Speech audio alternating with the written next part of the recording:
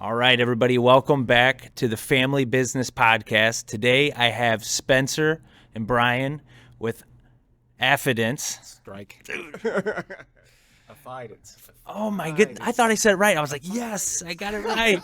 I was so pumped. Swing and a miss. That was a swing and a miss there. So, how are you guys doing today? I'm doing pretty well, and can't complain. Been a good week. It's been a cold week and then a warm week, and did a lot of porch sitting, so that's good. How about you? Life is good.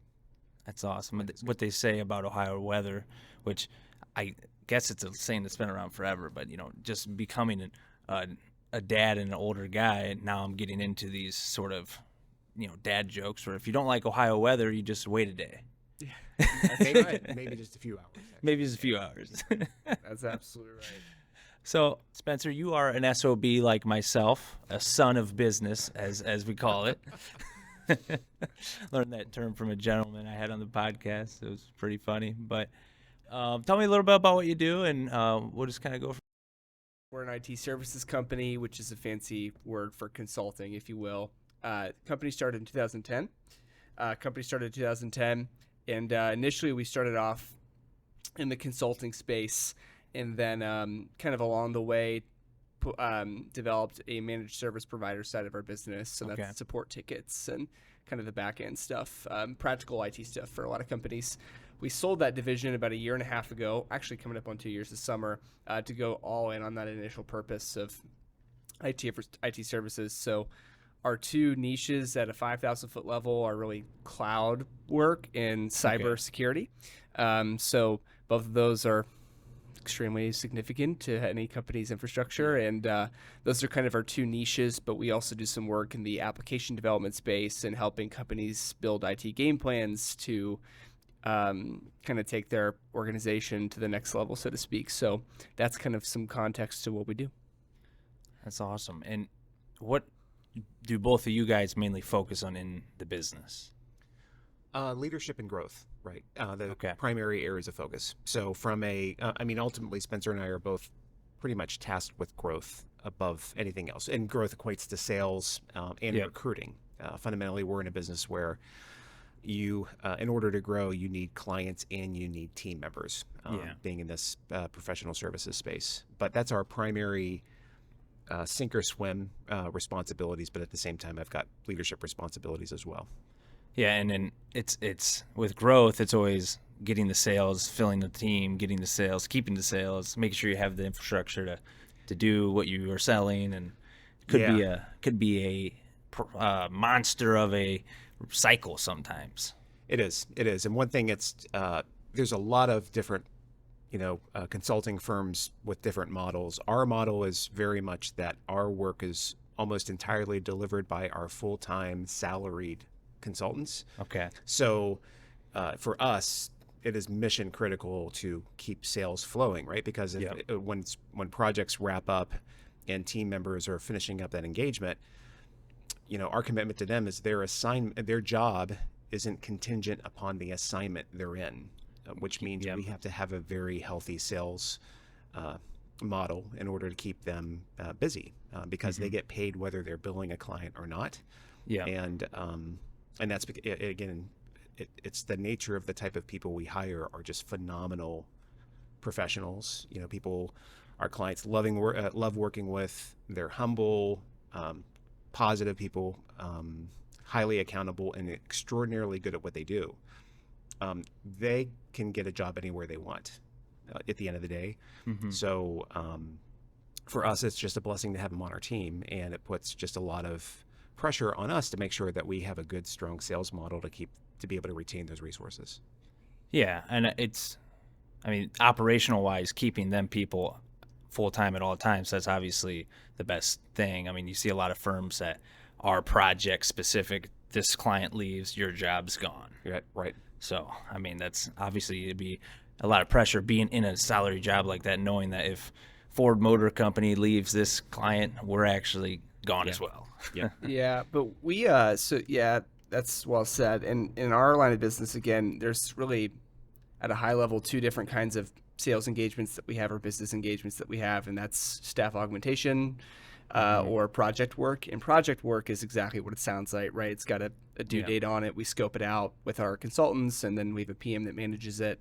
And so in those kinds of relationships, generally speaking, a lot of the project work that we do is with folks that are really small to mid-sized companies, somewhere between, I don't know, anywhere from $5 million a year up to $200 million a year, so to speak. And so project work, I think traditionally we had a lot of that after we sold our MSP, and we're kind of trying to move towards more of the staff augmentation side. So the point of that is then in an augmentation type of engagement, you've got a full-time, an FTE, right, working with a client for 6 to 9 to 12 months. Way easier to manage from a business standpoint. You also have some runway too with, in 3 months, this client is going to need this resource anymore, and so we have to find them, right, another assignment, and bench time costs us quite a bit of money, of course. So so generally speaking, we really try to find those staff augmentation kinds of engagements. That's a lot of what my responsibilities moved into, is finding those assignments for our folks. But so that, right, at the end of a project, so to speak, it's easier to transition somebody to a new gig because we have more runway, more time, and frankly, too, if a company's paying to augment one of our employees, they probably have a lot of money, so to speak, in their budget to bring on other when you say resources. staff augmentation, you mean like you're basically this employee's working with that company kind of full time for that period of time? I gotcha. So what would be in the roofing business, what is the most, what's the name of a technical role? Like somebody that works on the actual roofs you guys do. What's the name of that job title? Just a laborer, foreman, or technician. A technician. Yeah, so there you go. Yeah, so Put me in the spot here. Yeah, there you go, man. Yeah, how well do you know the roofing business, man? We have people. I promise. Yeah, man, oh man. So imagine a technician in the IT space is a senior systems engineer. It's it's somebody that works on it's a cloud architect, or maybe it's a cybersecurity professional. So that person's a technician, and their specialty is cyber. It's cloud. It's their network, right? So that person is full-time, benefited, paid by us, right? And then our clients will say, hey, instead of hiring that position internally, because that's going to cost us a lot of money, we're going to actually outsource that. So we need to borrow, so to speak, that person for 6, 9 to 12 months. And the reason they would do that is because if they hire that person internally, generally it's for an internal project that they don't, once that project's done, they don't need that resource anymore, right? So instead of bringing somebody along for 6 to 9 to 12 months, losing them afterward, let's outsource that to a company like Afidence. Because to Spencer's point, it's fundamentally driven on, staff augmentation is fundamentally driven on where the situation where you have IT leaders who have they have more demands on their team than they have capacity. So it's like, hey, we have needs within the business that equate to 10 people, but we only have 8, and we don't know what next year looks like. So we don't want to go commit to hiring 2 more people. So what we're really looking for is help with 2 other experts who can come in to work alongside our team. But we also don't want to manage them. We don't want to invest in their, training and development. We want them to be very accountable. So that's where we really excel. So where, again, we've got blessed with a phenomenal team who can step into those engagements, work right alongside our client team, and again they're managed by our leadership, mentored with training and development, all geared towards their success and our client success. Yeah, I mean, it makes a lot of sense, and it seems like the market would move into a direction where that type of service is growing in demand. Yep, definitely.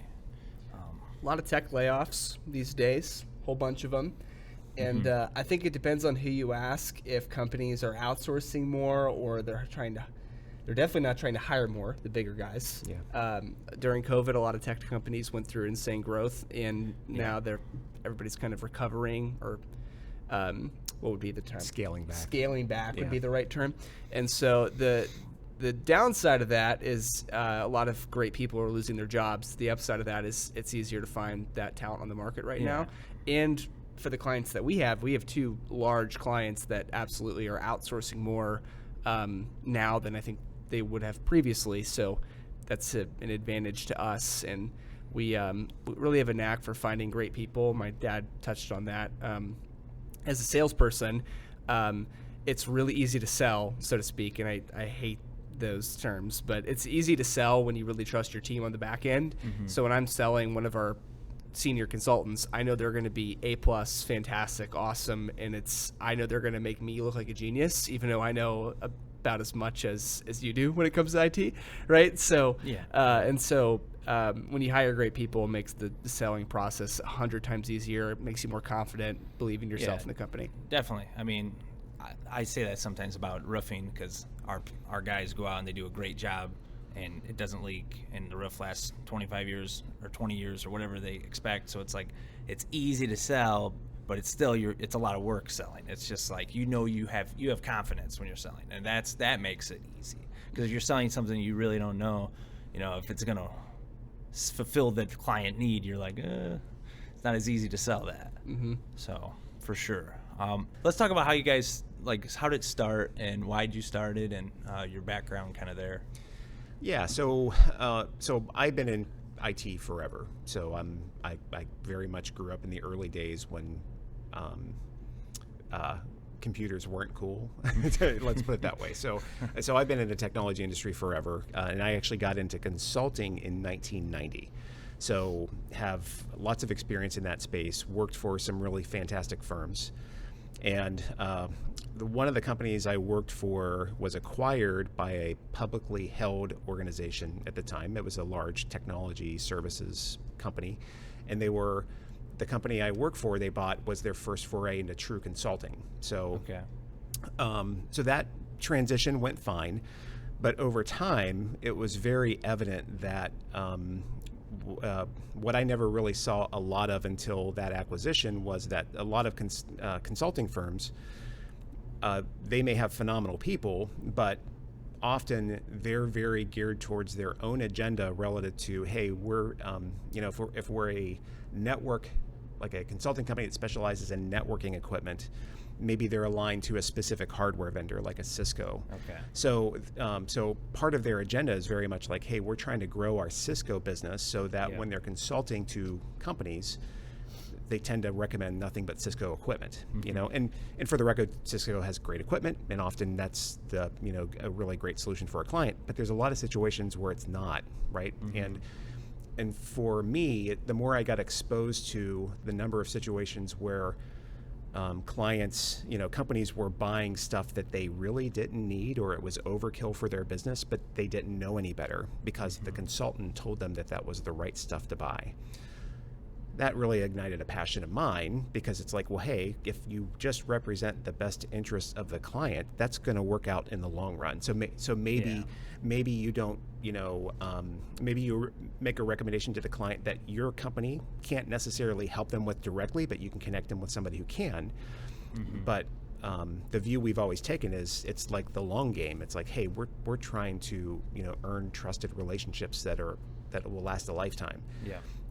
And that really is what drove the creation of the company. So, which was, a company that truly represents the best interests of our clients, and very much geared towards building lifelong trusted relationships.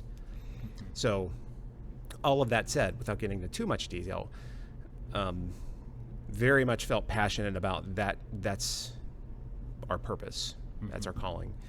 And once clients understood that, they would see it and it would be a real value to them. So I was seeing it as, hey, this is also a competitive advantage as well, because this is really how we're built. What I missed was, not only was it a competitive advantage for our clients, but it's actually a competitive advantage for our team. Because what I really missed was, hey, there are actually some phenomenal technology professionals who would long to work for a company where they actually get to evaluate and recommend what's best for the client, without the pressure from their employer to say, hey, you can recommend anything you want as long as it's Cisco gear. So, so a few years into it, it became evident that it's like, oh my gosh, we're actually attracting the exact people that we're looking for, because they have the same passion of serving those clients, our clients, by bringing their expertise, uninhibited by employer pressures for selling stuff, right? That's Yeah, so that's ultimately, the foundation of the business. It's insane to me that people put short-term gains so far above the long game, but it's because I and like Spencer are blessed to grow up and watch like my dad in business and how he operates. And in roofing, there's very seldomly something you're going to buy that's going to last as long or be as costly as a roof. So it's like a marriage. My uncle always says he's basically marrying people all the Yep. time, and it is a marriage because if they have a problem in 12 years, they are calling you. Yep. And that's a really good point, that the culture you built but with the ideology of taking care of the client's need, not just pushing some sort of agenda, attracted talent with the same mindset that Absolutely. actually makes a really nice culture. Absolutely. And that's just kind of like a symptom of doing the right thing. Yeah. Which is pretty crazy to Yeah. think about. Yeah, we try to. So we call that being vendor agnostic is our language for that. So we don't push the agenda of one specific vendor. And my dad hit on this, but that's frankly how we build our entire business model. Is we really try our best to not hold the client captive to us. So. Mm-hmm. Yeah, and that makes its way down into the vendor they use. So if I'm recommending, poor Cisco, but I think they're big enough that they can handle it. It's not personal, Cisco. But if I'm recommending a Cisco to a client, and I know that that's going to bring new problems and new challenges that we can help them solve, it's a business move for us. It could be a long-term financial move. Our way of doing business, though, is hey, we're going to recommend the best possible solution to you that could or could not be Cisco. And we're not, by the way, selling their equipment. We're not getting a referral bonus based off of sending you sending you to them. And so that's how we try to do business at all times. When a consultant works on a project, we do our absolute best at the end of that project, and there's actually a process for this, to ensure that we're not needed or we can be very loosely involved, so that the client doesn't feel that, okay, now we're held hostage to Afidence. Yeah. Afidence. Yes. And so that's part of the purpose and background of what we do is that's what it looks like to build lifelong trusted relationships is stuff like that. Yeah, that's a good point, and it's actually the best thing for your business too. And a lot of companies and people start and they short term, but the long term game not only is right, but it actually creates more business opportunities and more. It does. I mean, more. What's the word I was looking for? More, lucrative deals Yeah. and things that way. Yeah, yeah, but when I think about it in the context of saying, hey, before you make a recommendation to a client, it's like, quite frankly, before you make a recommendation to anybody, if you just pause for a second and say, hey, what's best for this relationship over the next 10, 20 years? Mm-hmm. How does that guide the advice or recommendation I'm going to provide versus am I trying to hit a quarterly number? Yeah. If you remove that burden to say, hey, you know what's actually best over the next 5, 10 plus years, 9 times out of 10 people are going to make a better decision, if they're thinking about the longer term relationship. So it's just empowering people with that freedom to be able to think that way is what sets it apart. And for the naysayers, because we had a lot of naysayers early on saying, "Oh, that sounds pretty sales pitchy." It's like, I understand. I understand that. I said, if you want to view it through those lenses, I understand. But if you want to think about it in the context of this, we also want your next project, and we want to do the project after that. We want to work with you forever. So if you think this is just like, hey, we want to make sure you're taken care of and never see you again, it's like, no, actually, we're trying to build a lifelong trusted relationship with you. Mm-hmm. So if there's financial gain, it's the long-term financial gain. So that's one of the challenges, I would say, right there in our business too. Especially, I can think of one client we have in particular. They were really cautious and reserved in working with us, and they had a lot of consulting trauma per se. Yeah. They had brought in probably the largest IT vendor in the city for a specific project, and they totally blew it. Just totally blew it. The guy did a terrible job on the project. He ended up getting kicked off of the project, and that IT team went back and said, well, we tried it with the best vendor, right? I guess we can't use consultants anymore. And so that's a real problem that we deal with, is that trauma that a lot of companies experience with consultants. And frankly, too, there are a lot of consultants that are very arrogant people that think that they know everything. And so those are challenges that we have to deal with. And I think that comes right back to what we said a minute ago, which is hiring the right kinds of people is paramount in our industry. And I think that's something that I came into Afidence full time about a year ago.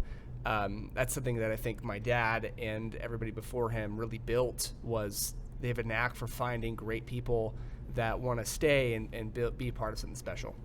And that could be a good thing though too, as well. Like when they have consulting trauma, because like now when they work with you, they could see how much better it can be. Yeah, we're consulting therapists, man.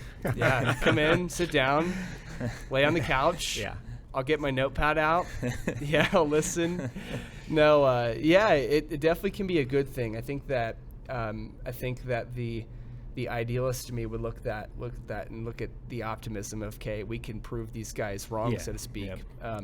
And we have structure behind it too. So it's not just like, we find phenomenal people who go do their own thing for the client. It's like, well, they certainly bring their intellect, all of their person to that client to serve them, but they're surrounded by a team, right? So that they have the support of others on our team.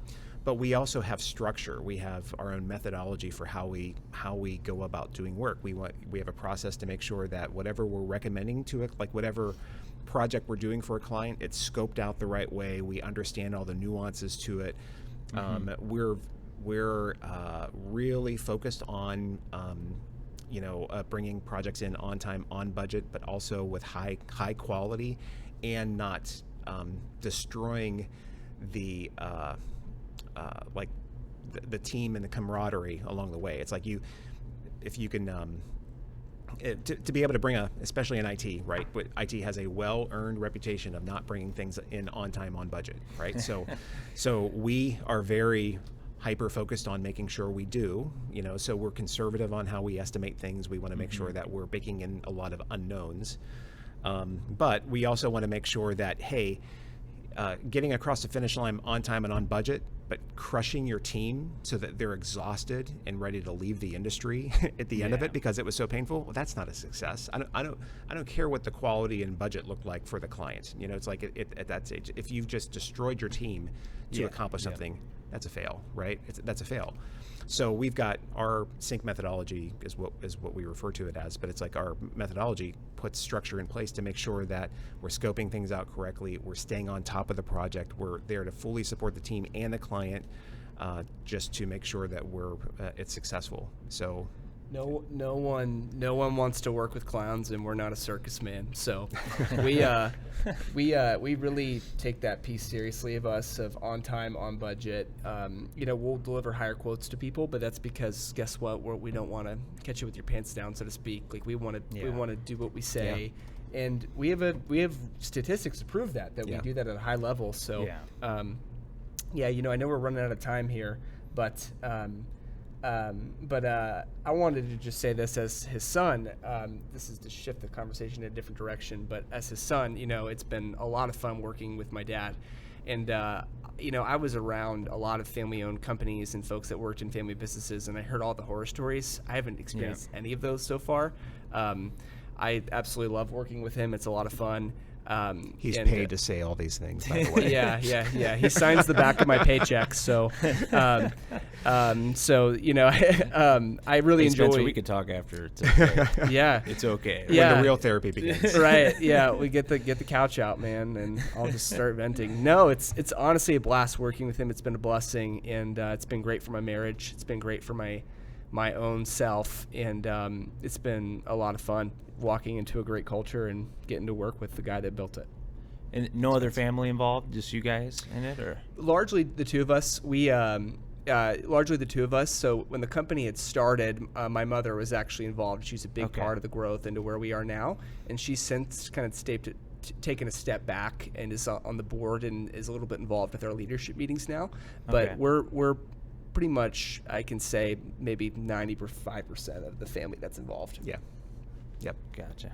And Spencer's been an enormous blessing. So he's has brought in phenomenal energy and focus, and quite frankly, he is so mature beyond his years relative to strategy and how to think about positioning of the company long term, and so it's been fantastic. And like Spencer, so you just joined the family business. Do you think like part of that would be the experiences you've had outside before you came into the company, like and putting yourself and not just coming in right away to the family business? Or Yeah, well, that's a can of worms right there. Yeah, I worked with a company called At Work on Purpose for 3.5 years, and At Work on Purpose provides really executive roundtable groups to Christian business owners and executives. And so I was surrounded by unbelievably talented, high-level people for 3.5-4 years, and you really pick up on a few things. If you want to grow and develop as a person, put yourself around great people. That's at the end of the day. And so everything that I learned about in business really came from those guys. But along the way, I would definitely call my dad and call my mom and get their 2 cents on a lot of different things. Last year was a really challenging year before I kind of transitioned out of At Work on Purpose. And there's a lot that I learned that year, but that's definitely where I got a lot of my business acumen. I was a youth pastor before then throughout college, and that was a wonderful experience. In terms of my leadership skills, all of that came from my experience as a pastor.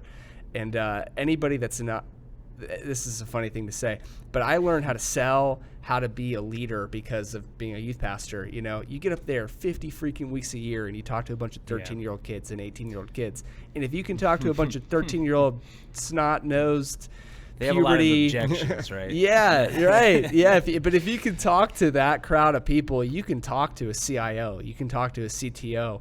At the end of the day, man, we're all just people. And so a lot of my business acumen and my leadership acumen came from my experience with At Work on Purpose, as well as my experience with Summit Church. It was really great. And I grew up around 2 entrepreneurs. I just didn't know it right until I started working. Yeah, osmosis, you learned a lot growing up. That's right. Or reverse osmosis, is it? I don't know. It's one of them two. One of those two, man. Yeah, that's right. Well, thank you guys. I know we have hit our time, but I appreciate you coming on the podcast. We'll do it again sometime as well. We got to get into some of the more family business stuff next time after you guys got another year or so under your belt and there's some drama that we can talk about. Then we'll get into it. I like to think of our corporate culture as Succession. I'm Kendall. Just kidding. I'm not Kendall, for those of you that watch Succession. Thanks for having us on, Ben. Yeah, thank appreciate you, brother. My pleasure. Yeah, very much appreciate it, Ben.